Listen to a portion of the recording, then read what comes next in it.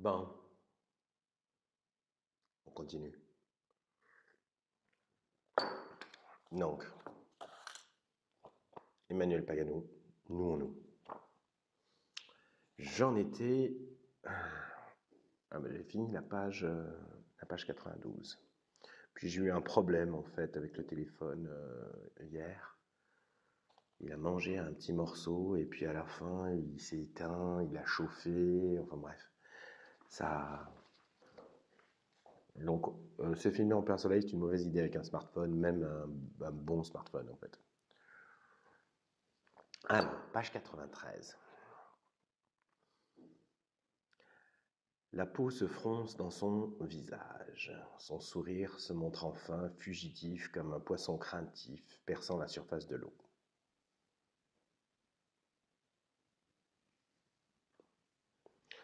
Ces baisers n'étaient pas des baisers, mais des poutous.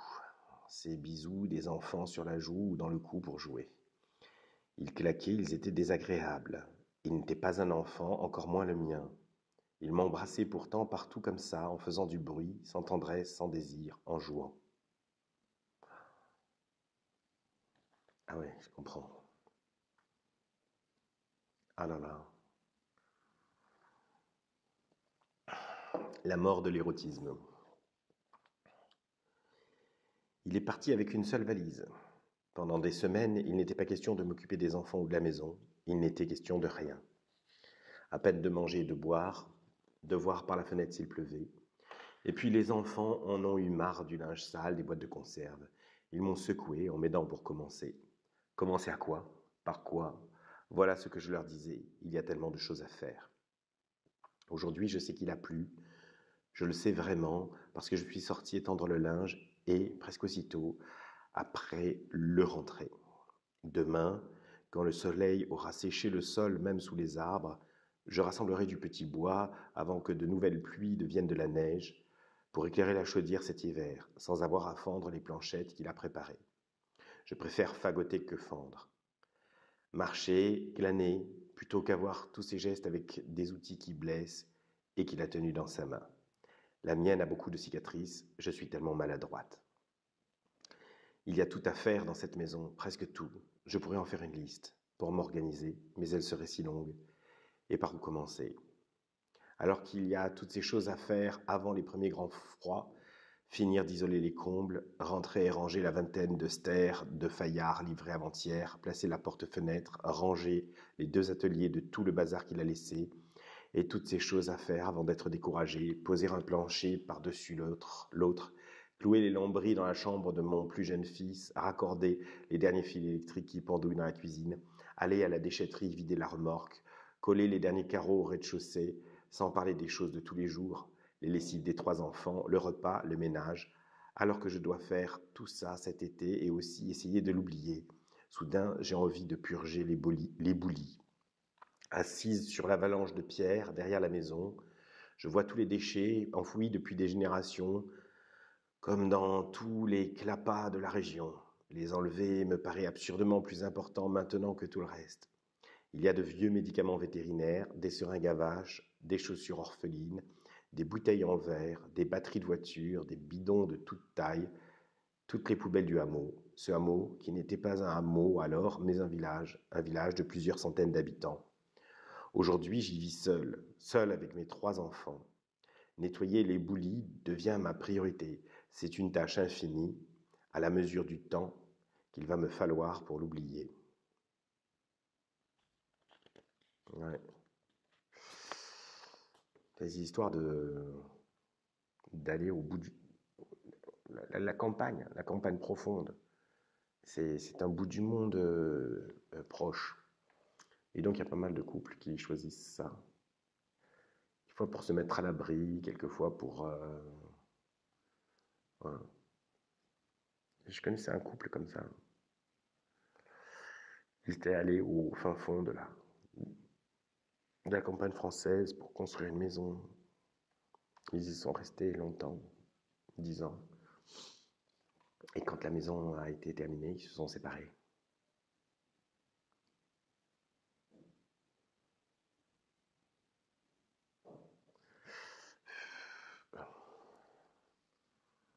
Mm. Mais bon, ils avaient construit une maison depuis 10 ans, en disant ça de la gueule. Moi,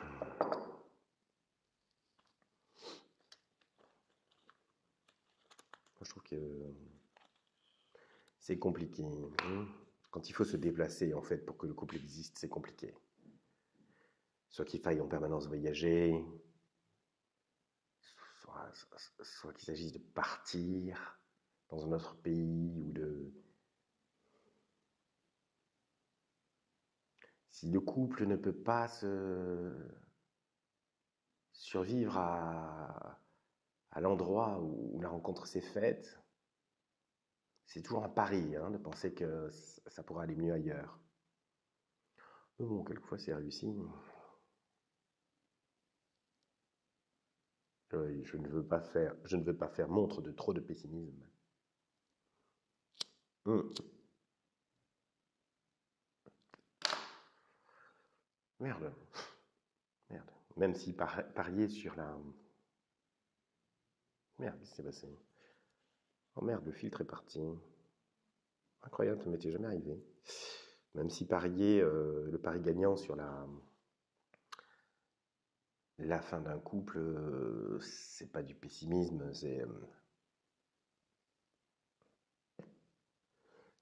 une réalité statistique. Donc en fait, ce qui est important, c'est plutôt de comment ça finit. Voilà. Moi, souvent, j'en arrive toujours à ça, en fait. Critère esthétique, en fait. Comment ça finit? Est-ce que c'était beau? Est-ce que c'était classieux? Est-ce que ça a du panache? Est-ce que c'est noble, en fait? Ou dramatique et tragique? Hmm. Les gens, ils racontent la rencontre,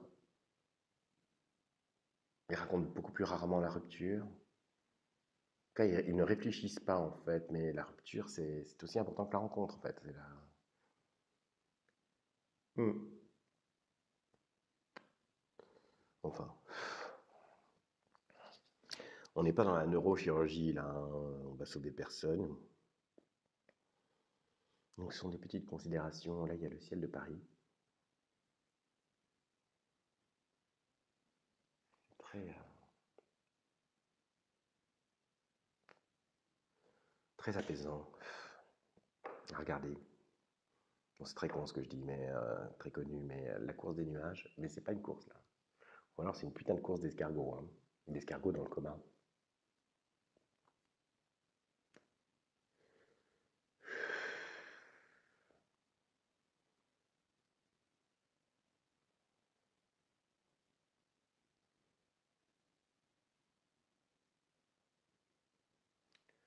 C'est la sensation de dégagement. Moi, j'ai toujours grandi, enfin, j'ai toujours vécu près de l'eau, que ce soit en Guadeloupe ou en Corse. En Corse, j'avais le golfe d'Ajaccio sous les yeux tout le temps, quoi, pendant des années. Et à Paris, j'ai souffert, en fait. Et là, j'ai trouvé un endroit où les toits remplacent les vagues. J'ai eu beaucoup de chance. Bon, je me suis levé le cul quand même, mais voilà. J'habite un endroit qui possède un horizon. Voilà. C'est très déstabilisant de vivre sans horizon, en fait, sans jamais voir un horizon, sans jamais en sentir un, en fait. J'adore cette fréquentation.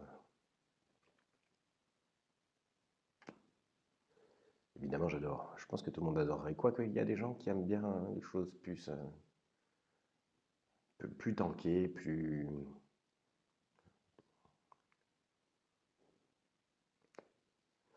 Enfin bon.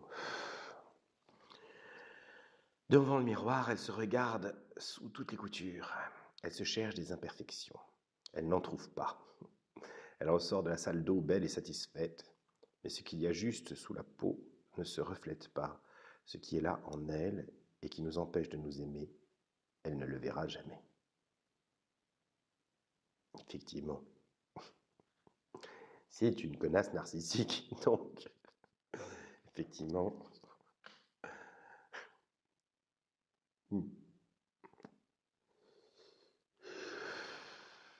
On peut lui mettre tous les miroirs qu'on veut, elle peut se les mettre devant, elle verra jamais le problème, quoi.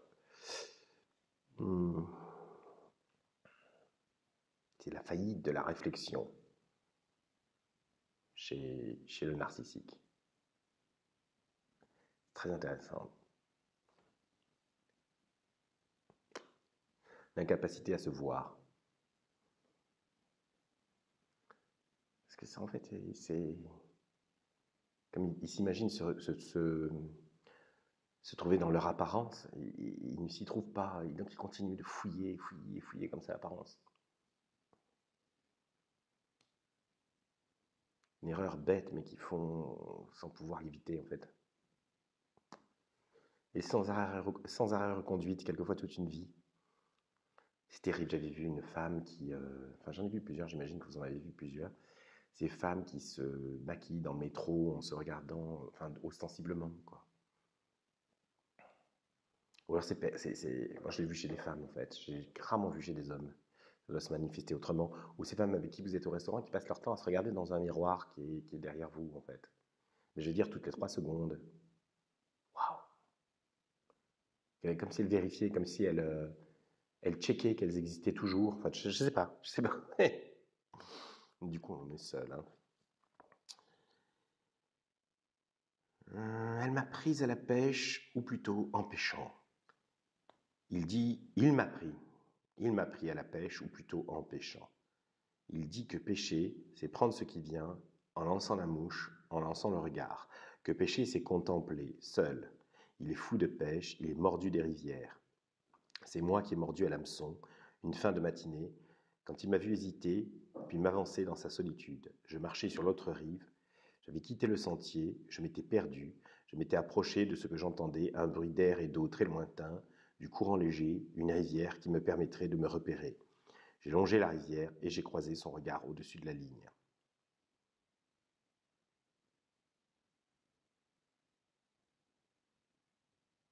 Que des, je pense que Emmanuel Pagano les a sélectionnés pour ça, mais que des rencontres quand même assez stylées, comme disent les adolescents de nos jours.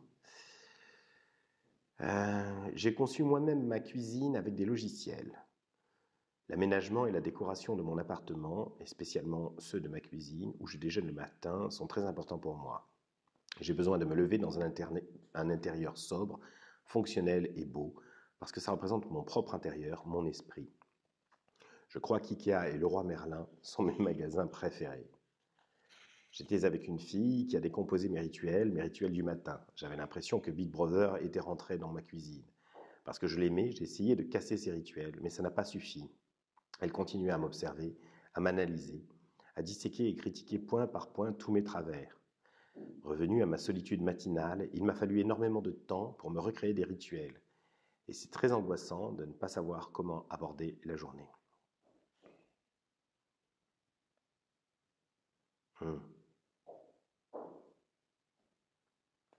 Oula, il y aurait beaucoup de choses à dire là. Hein.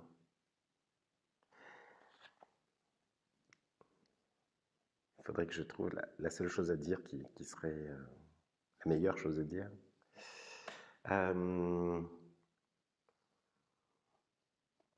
Il y a une part importante d'habitude dans la vie, en fait. Et j'avais vu un truc intéressant. Pour prendre une habitude, il faut 21 jours.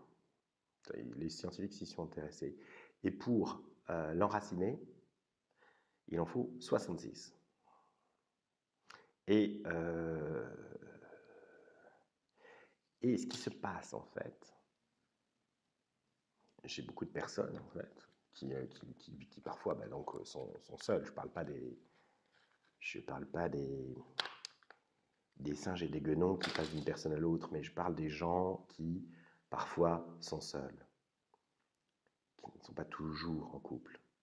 C'est que du coup, on prend l'habitude de vivre autrement, on prend l'habitude de vivre seul. Et là, c'est intéressant parce que sans doute 2 personnes seules sont sorties ensemble et qui n'ont pas compris qu'il s'agissait de partager des habitudes, d'en construire d'autres en fait, pas seulement de démonter les habitudes de l'autre en fait. Voilà, des habitudes à deux en fait. C'est du boulot, c'est de la négociation. Et du coup, ils sont niqués par l'infrastructure des gestes en fait. Et effectivement par cette question du rituel. Et donc, de la même manière, j'avais parlé dans une autre vidéo de l'importance de l'histoire dans l'expression histoire d'amour. Le mot histoire est aussi important que le mot amour. Hein. C'est vraiment une symbiose, un moteur. Quoi. Ça fonctionne, ce sont les deux pistons du moteur. À mon sens, c'est ce que je crois moi. Eh bien, les rituels, enfin, partager sa vie, c'est ça, c'est partager des habitudes aussi. C'est pour ça que ça me fait marrer tous les gens à chaque fois qui crachent sur les couples qui ont des habitudes, qui les regardent comme des sortes de... Mais non, mais non. C'est ça un couple. Un ensemble de rituels communs. Une religion, religere. Religere, ça veut dire relier en latin. Putain de briquet. Important ça. Donc il y a l'histoire qu'on raconte, et puis il y a les rituels.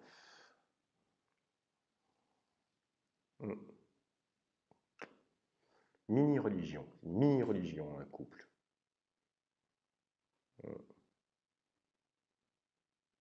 Du coup, je suis sûr qu'il y a quelque chose d'intéressant. Il faudrait fouiller dans l'histoire des religions pour voir celles qui ont fonctionné, celles qui n'ont pas fonctionné, en fait. Celles qui ont fini en secte agonisante, vous voyez, qui ont tenu 15 ans.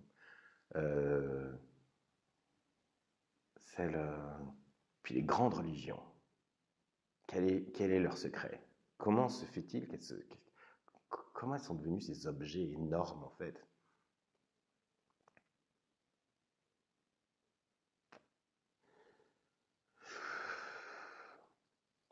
Il y aura un truc à étudier. Je la reniflais tout le temps. Les odeurs sont toujours plus vigoureuses, mouillées. Les parfumeurs utilisent une fine bande de papier qu'ils appellent une mouillette. Mouiller le lieu, l'objet, le corps pour mieux le sentir, le connaître. Je mettais de la salive à chaque endroit d'elle pour la savoir par cœur. Je ne suis pas d'accord. Hein. Quand on mouille, d'abord on change l'odeur. Et en plus, je trouve que l'odeur est moins sensible en fait. Moins présente. En tout cas, c'est pas mon expérience d'animal, ce qu'il dit.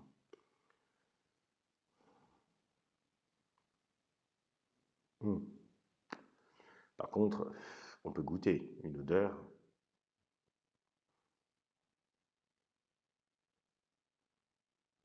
On peut goûter une odeur. En fait.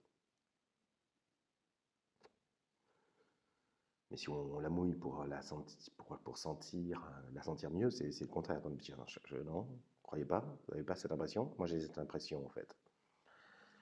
Ce qui me manque le plus, ce sont les sons de notre amour, les bruits de faire l'amour et de dormir ensemble, les bruits du réveil.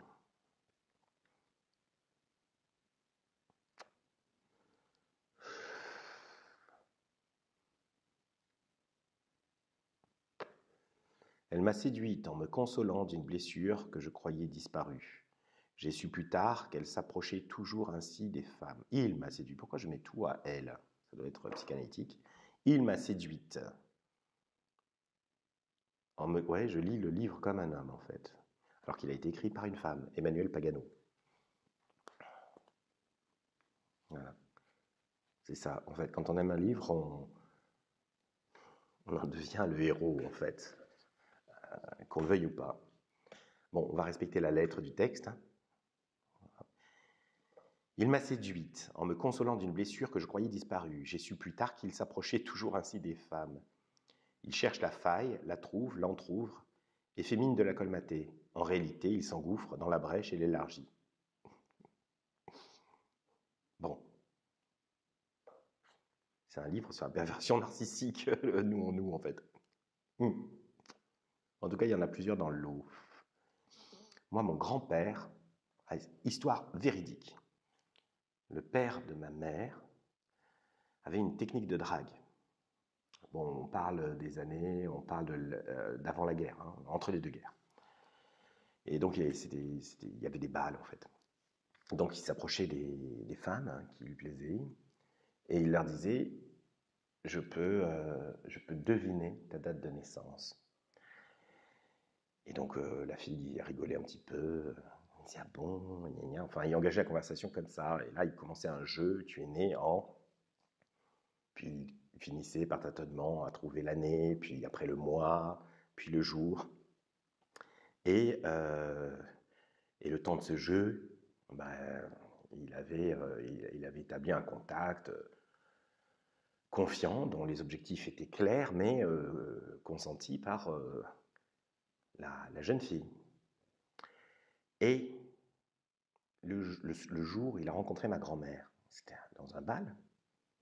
Et donc, il lui sort son truc, quoi. Je peux deviner ta date de naissance. Alors, elle dit, ah bon, ouais, même chose, quoi. Et là, il lui dit une année. Et là, elle est surprise, elle lui dit, oui, c'est ça. Alors, lui-même est un peu surpris, quoi. Ensuite, il enchaîne et il lui dit le mois. Et là, elle le regarde bizarrement, elle lui dit, oui, c'est ça. Alors là, il commence à flipper parce qu'il s'est dit, merde, ça va durer 30 secondes, là, mon truc, comment je vais faire? Et donc, mais il faut qu'il aille au bout. Donc, il finit par lui dire le jour, en fait, le quantième du mois. Et là, elle le regarde effaré, parce qu'il venait de deviner sa date de naissance exacte. Et elle le lui dit. Et lui n'y croit pas. Il lui dit, c'est pas vrai. Et elle lui dit, si, c'est ma date de naissance exacte. Ils se sont mariés et ils ont fait 2 enfants. Je trouve cette histoire familiale extraordinaire. Parce qu'en fait, il a fini par être subjugué par sa vieille technique de drague, lui-même en fait. Elle s'est transformée d'outil pour pécho en matrice mythologique. C'est beau. Je trouve cette histoire extraordinaire. En fait. Bon, Marc, arrête de commenter autant. Putain, tu fais chier. Bon. Elle avait cette sale habitude de mettre les mains sur les vitres, même quand je venais de les faire, pour regarder au dehors, comme si voir au-delà de la fenêtre, ça se faisait avec les doigts. Elle avait des petites mains, elle a sans doute encore ses petites mains, taille 6,5 pour les gants, mais je ne peux pas le voir. Le savoir si. Je me doute qu'elle n'a pas changé de dimension, mais je ne peux pas le vérifier, elle m'a quitté depuis je ne sais pas depuis quand. Il y a encore les traces de ses pommes et de ses phalanges sur les vitres. Elles apparaissent quand je les recouvre de buée en approchant ma bouche, quand je les encourage de mon haleine. J'ai peur qu'elles s'effacent. Elles sont toujours là. Ça ne fait pas longtemps qu'elle est partie. Mais les vitres sont ternes maintenant, il faudrait les laver. Mes amis disent que je ne dois plus me laisser aller, que je dois reprendre le dessus depuis le temps. Faire le ménage, les vitres par exemple, avec toute cette pluie depuis l'an dernier, et les pollens de ce printemps, et la pollution de la ville. Ah mince, attendez, c'est le téléphone.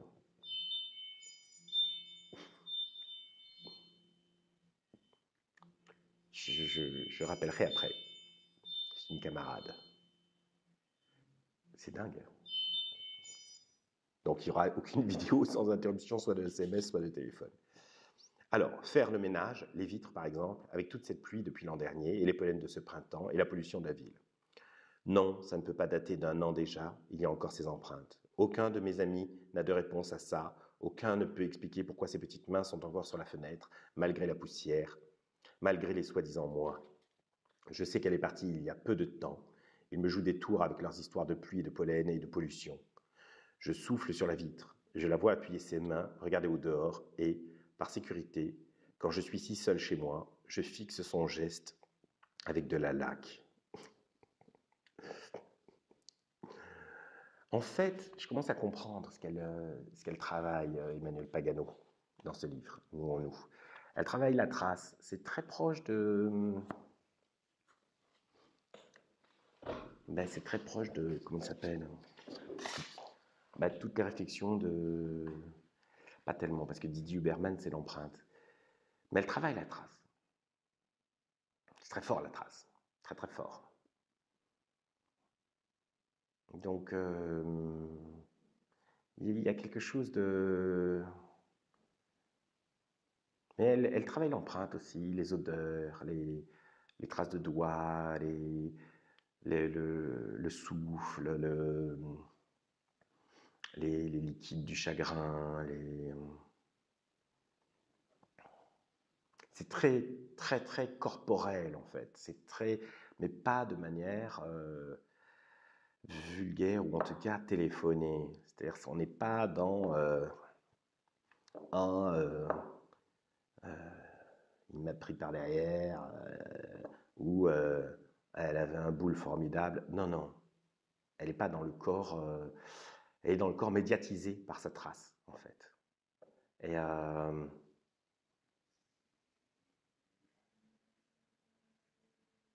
je pense que c'est de là que tient cette sorte de fragilité. C'est pas de la fragilité, c'est le caractère ténu de qu'elle parvient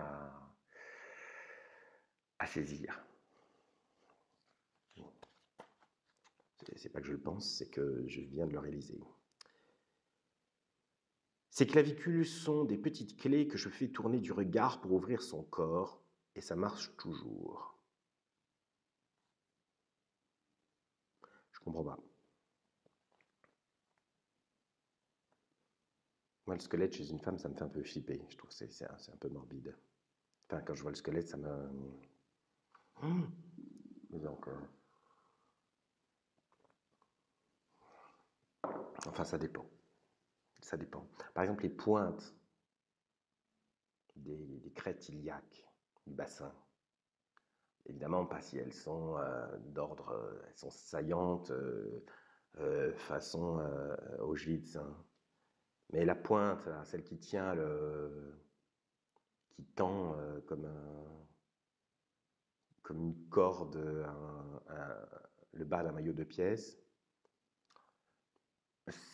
ça peut être très très chaud comme surgissement du squelette.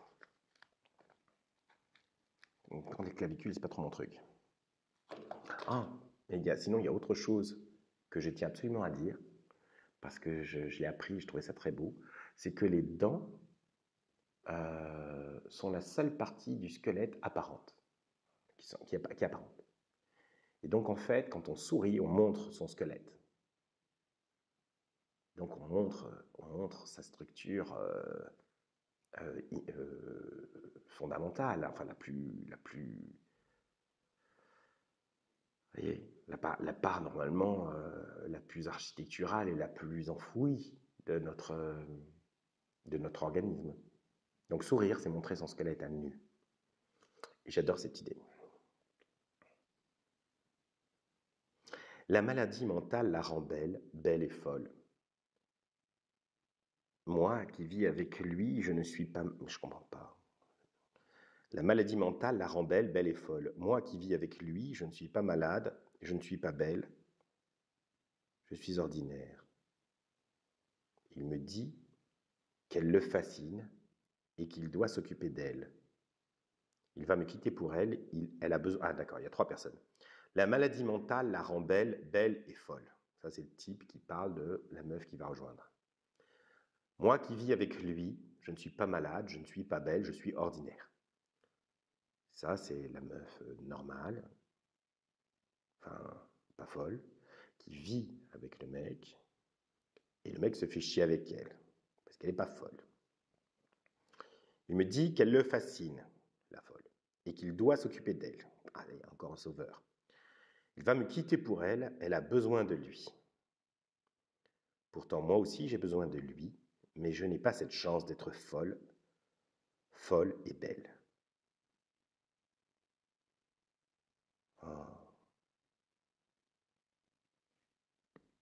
Oh. Là aussi, il y en aurait des choses à dire. Hein.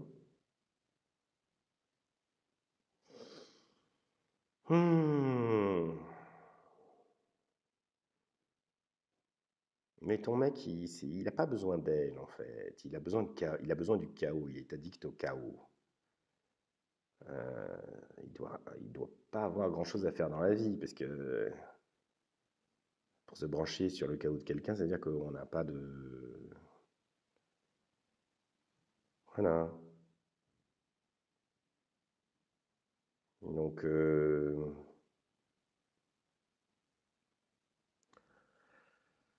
c'est une vraie question, ça. Est-ce que les personnes saines finissent toujours par être chiantes?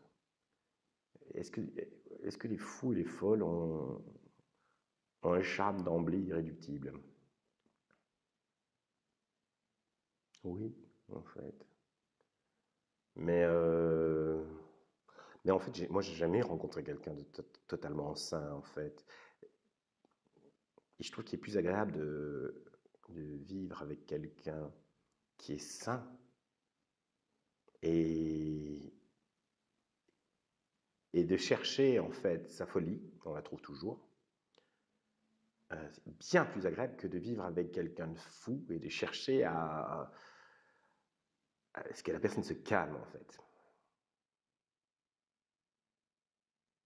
Encore, ce n'est que mon avis. Mais Marc, comment peux-tu dire ça? Eh ben, je m'exprime depuis une subjectivité tranquille et qui s'assume en tant que subjectivité. Hein? Il ne me regardait pas, ni moi ni personne. Il est photographe, il ne me voyait pas. Il ne voyait personne. Il ne me photographiait pas, ni moi ni personne, seulement la ville, une ville fermée. Des pièces sans fenêtres, on dit qu'elles sont aveugles. Il photographiait des stores déroulés, des volets tirés, des grilles, des espaces murés. Ces pièces-là, ces photographies, c'est tout ce qu'il me reste de lui. Je les regarde et je ne vois rien d'autre que des fermetures, ou plutôt des ouvertures fermées, des réclusions. Portes, fenêtres, devantures closes, obstruées, des photographies aveugles. Toute la ville est claustrée. Elle se retire derrière des traits, verticaux, horizontaux, comme si l'image était barrée dans tous les sens. Le regard est rayé. Les bardages de métal ou de bois posent des interdictions. Mes yeux qui se heurtent au volet s'attardent sur eux, sur leurs bords, leurs contours. Ces photographies aux paupières baissées sont celles d'un homme que j'aimais et qui fermait les yeux. Il regardait en lui, il y faisait si sombre, peu lui importait que la ville soit pleine de soleil, que je souris, tout était fermé pour lui. Eh ben, bon débarras alors. Putain.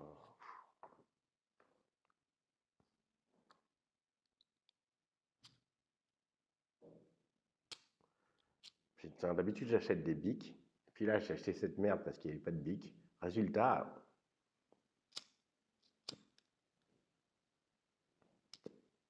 très compliqué. Elle ne peut pas le voir. Même en baissant la tête, ce poil dans l'angle mort à la naissance des seins, juste en dessous de la gorge, un poil d'homme, presque un cheveu. Elle ne peut le voir que dans le miroir, en ouvrant sa poitrine. Elle l'oublie souvent, elle oublie de l'épiler. Je ne lui dis rien, j'aime cet oubli. 1. Les poils de tété. Ça aussi, c'est un sujet intéressant.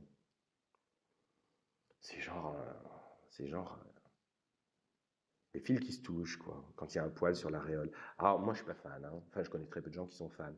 Mais lui, là, il raconte que il est où ce poil? Dans l'angle mort à la naissance des seins. Donc, c'est pas sur l'aréole. Enfin, les poils, c'est génial chez une femme, mais sur l'aréole, il y a un truc, ça, ça enraye la tétée potentielle, en fait. Et du coup, c'est vraiment un problème, je trouve. Mais ça doit pas être agréable à épiler.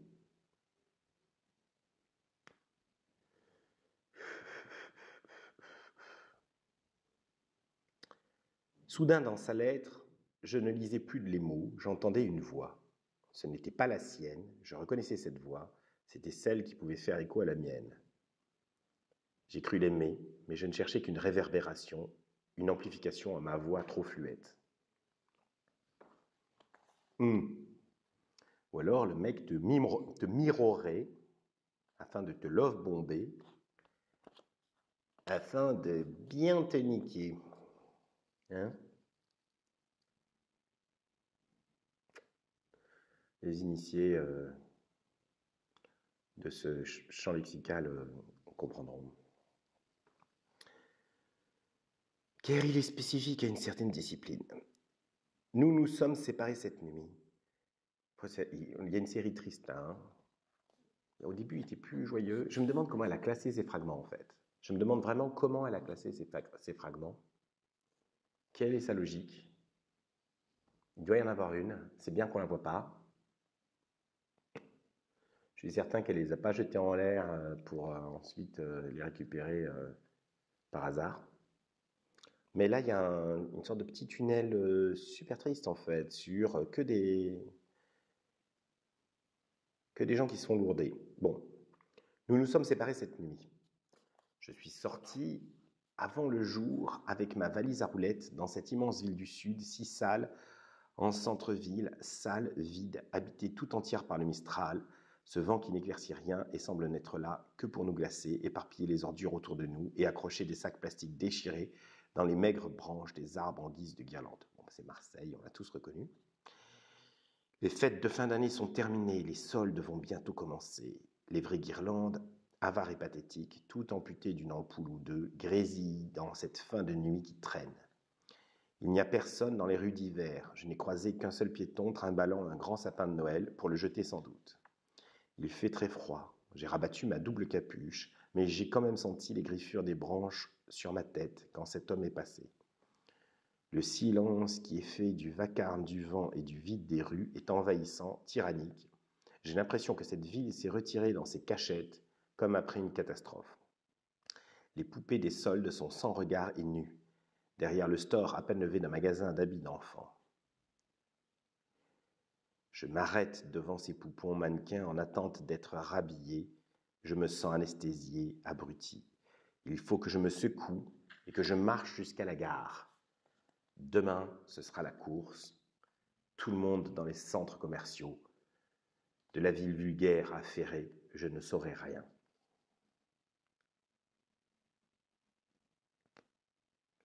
Ça va être chaud parce que là, je sais où elle est. Il va falloir qu'elle se tape la montée jusqu'à Saint-Charles avec sa valise.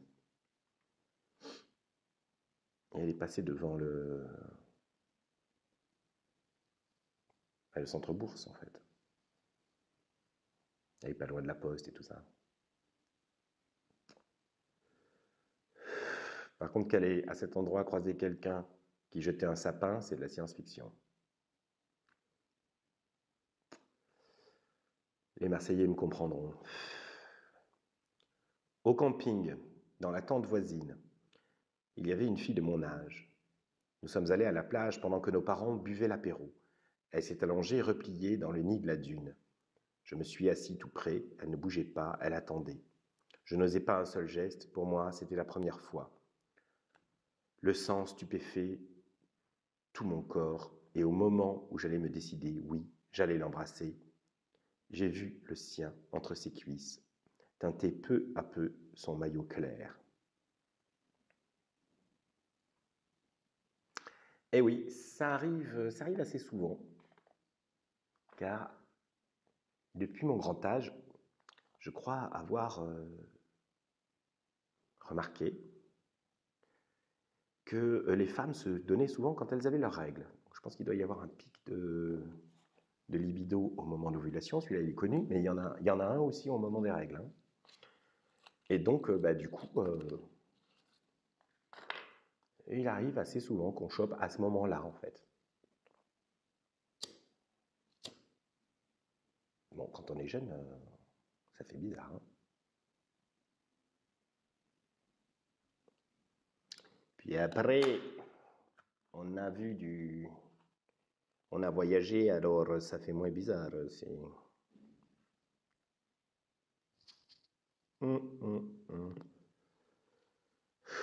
Je suis allé à la clinique pour attacher son âme et la ramener à la maison. J'avais pris du fil pour la guider, une grosse pelote de fil long, solide. Je me suis approché de lui.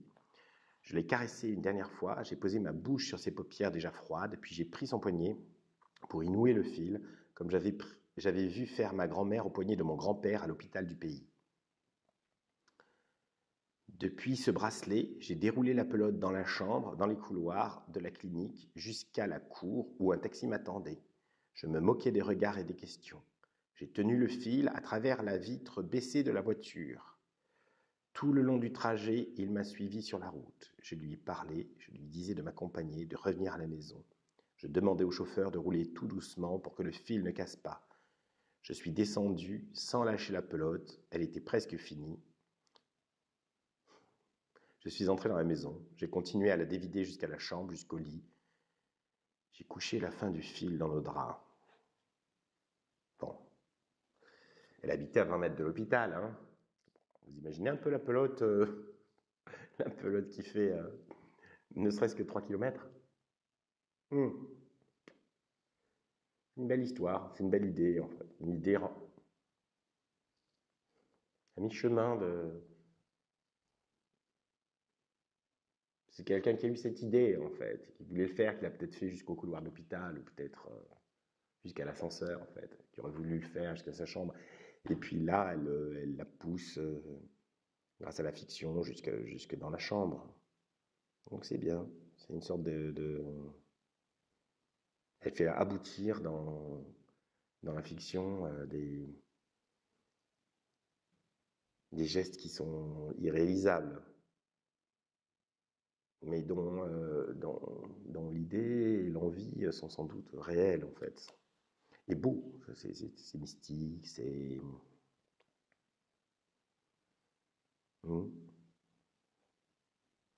Elle a une sorte d'urticaire au contact du sperme, qui donne à sa peau une légère touche couperosée émouvante. Je l'essuie vite avant que l'allergie apparaisse, mais elle me dit souvent « laisse, c'est pas grave, ça va passer, ça me fait pas mal, ça me démange à peine ». Parfois, ces rougeurs viennent avant même que je jouisse sur son cou, son ventre, comme une anticipation de son corps. Oui, je pense que c'est plutôt psychologique, car le sperme étant le liquide le plus propre du corps humain, hommes et femmes confondus, histoire de préserver le patrimoine génétique, il est absolument, je ne connais plus le terme, enfin il ne peut pas déclencher d'allergie en fait.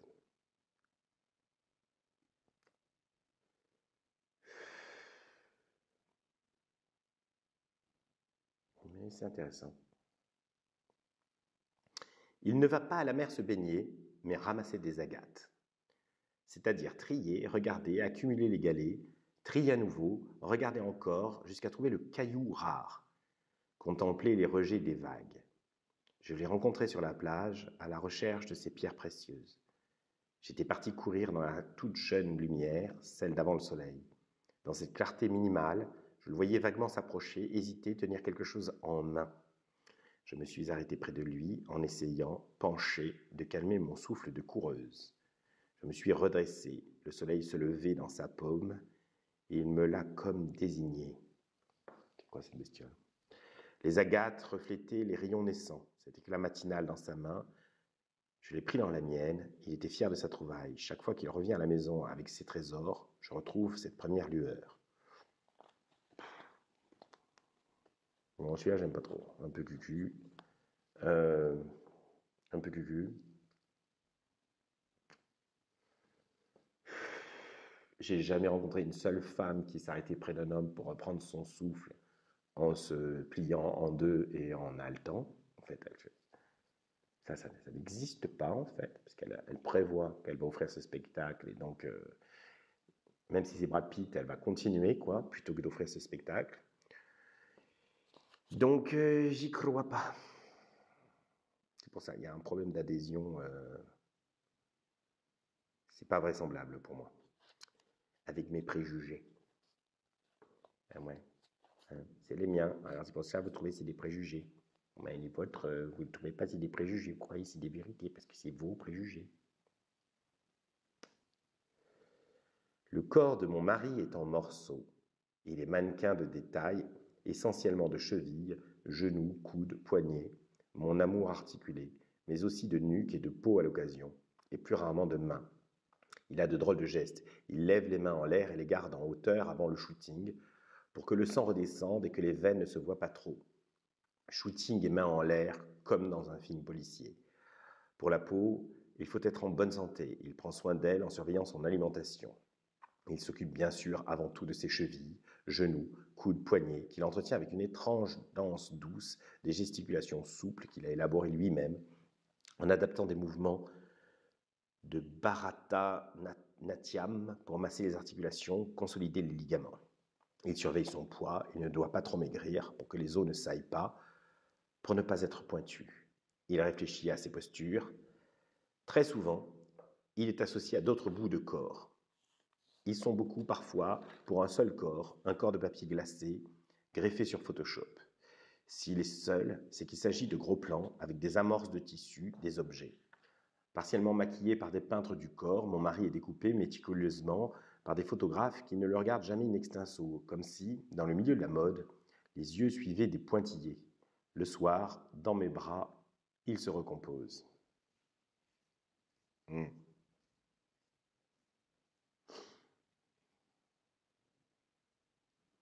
C'est bizarre, ce dans mes bras. Moi, je trouve que ce qui est absolument regrettable quand on embrasse quelqu'un ou quand on le prend dans ses bras, c'est qu'on ne le voit plus. Je trouve qu'il y a toujours un deuil quand on s'en va pour embrasser.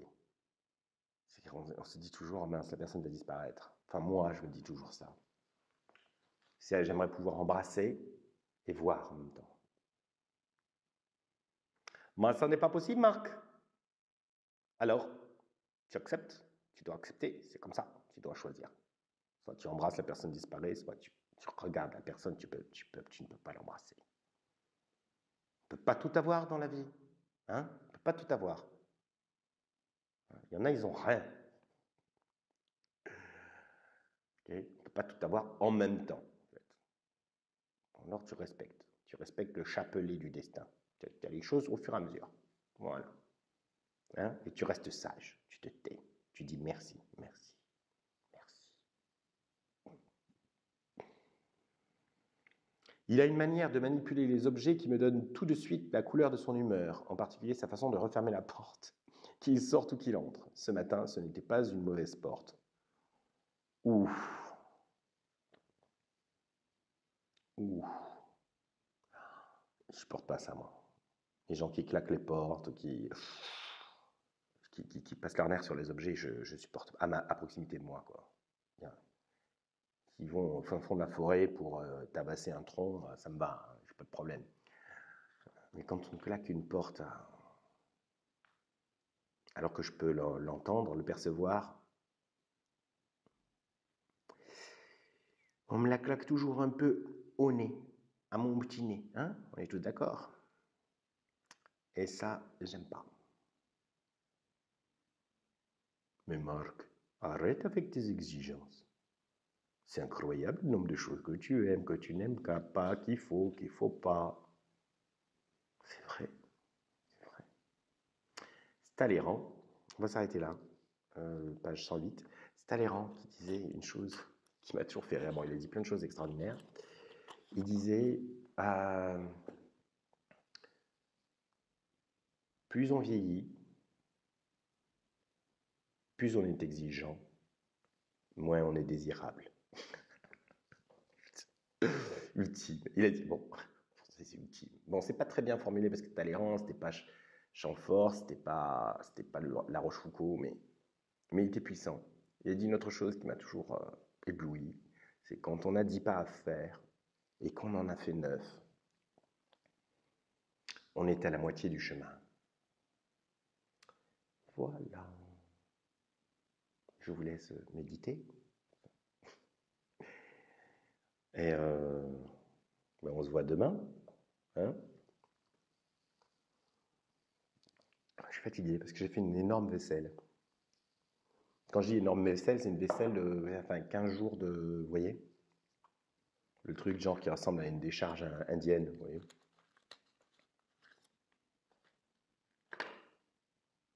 Ça me fatigue la vaisselle.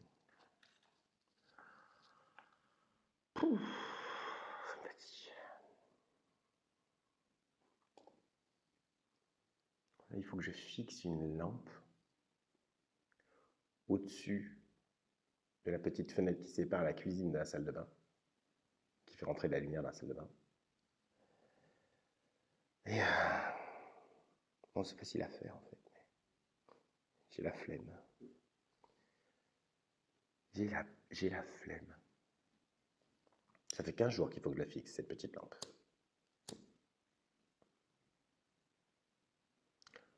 Mais je crois que je vais plutôt regarder un film sur Netflix.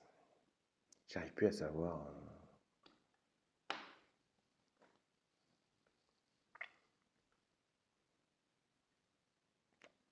Je regarde plus mes mails. Je vais plus sur Instagram. Je décroche, je suis en train de décrocher, je crois. Je crois que ces lectures sont mon dernier lien, en fait, avec, d'autres personnes. Vous êtes les... Eh bien, peut-être que vous n'existez pas, en fait.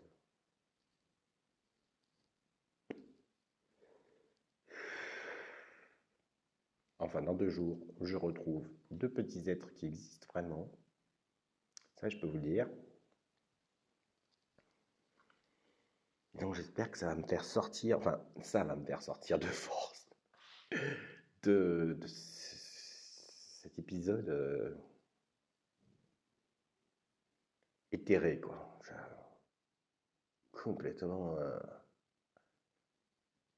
Non, vous, ça vous fait pas ça? En plus, je crois que c'est aussi l'endroit, en fait. C'est très calme, il y a beaucoup de lumière, il n'y a rien qui bouge, en fait. Un peu les nuages, tout petit peu, tout petit peu. Ça dépend des jours. J'ai remarqué d'ailleurs que quand les nuages bougeaient, significativement, je faisais plus de choses. Mais là, aujourd'hui, ils ne bougent quasiment pas.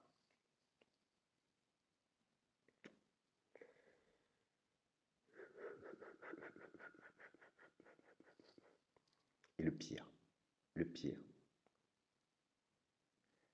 c'est que je ne ressens aucune culpabilité. Rien. Je kiffe ma glande à un point stratosphérique. Qu'est-ce que c'est bon. Voilà.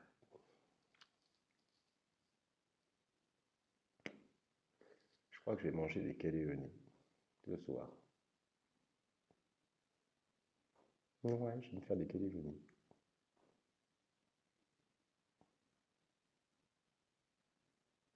Je vais rajouter de l'ail, ce sera meilleur.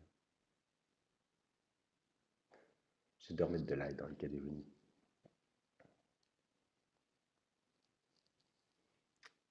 Je pense qu'on ne peut pas rêver chute plus puissant.